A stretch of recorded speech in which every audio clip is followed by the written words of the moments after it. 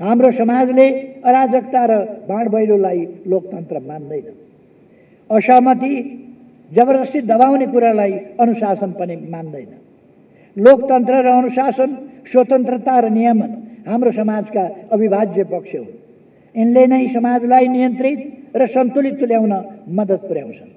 आज हामीहरूको नक्कल गर्न खोज्दा सामाजिक सम्बन्ध, मर्यादा र अनुशासन जस्ता कुराहरूलाई महत्त्व नदिने बाटोतिर भ्रमपूर्ण गलत ढङ्गले जान खोजेका पो हौँ कि?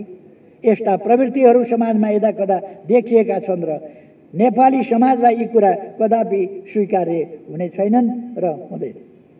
हामीले चाहेको समाज अराजक, अशिष्ट र अमर्यादितहरूको क्रीडास्थल होइन।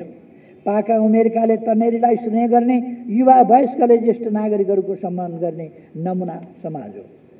यस्तो नमुना समाज जुन शान्त, सभ्य र सुसंस्कृत हुनेछ, जहाँ सुखसहितको समृद्धि हुनेछ।